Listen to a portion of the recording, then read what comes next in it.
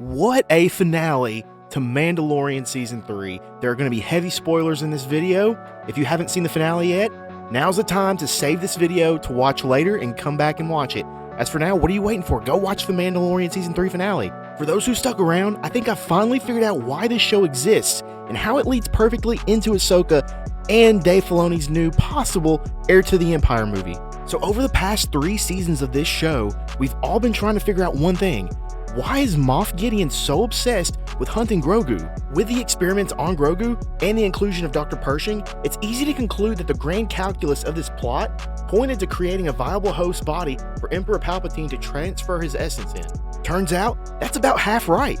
In the Mando Season 3 finale, Moff Gideon revealed that he is indeed creating a clone army of himself imbued with the one thing that he does not possess, the Force. It was a total far-fetched idea. I didn't believe it at first, but hey, it's canon now. We know from past stories that cloning Force users is near impossible, and we won't even get into this hot garbage. But this breakthrough in information adds more weight to why Elia Kane eliminated Dr. Pershing. The breakthrough that he stumbled upon could have changed the course of warfare throughout generations, and Moff Gideon wanted to be the only one with his finger on that trigger. Now here's the shatter point of this story. Din Djarin seemingly destroys all of Gideon's clones.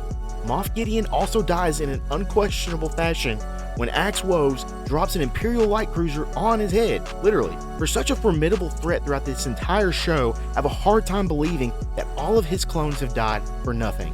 One of them had to have survived, and with that we finally have our key player in this upcoming Heir to the Empire-esque story that Dave Filoni is working on. I would like to introduce you to the canon version of Joruus C'baoth, a Force-imbued clone of Moff Gideon.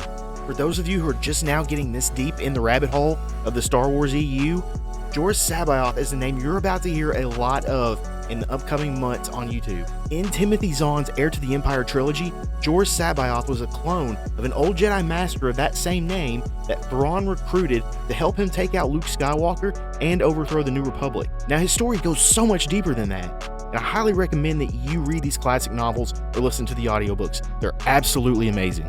And if you haven't yet, I'd appreciate your subscription. Once I get to 2,000 subs, I will be doing an unsponsored giveaway of this amazing Black Series Bo-Katan helmet. I'd love for you to get in on that. Now, I'm still really hoping that this story culminates in a follow-up to Thrawn Ascendancy, as I outlined in a past video. You should go check it out too after this one if you have time. But if they decide to stay true to the novel, this could very well be the route they take. And with a lot of tension between Moff Gideon and the representation of Thrawn by Captain Pellaeon, the tense relationship between Thrawn and C'baoth is already in play here. So what are your thoughts? I'd love to hear what you think about this. So until next time, take care, God bless you, and may the Force be with you, always.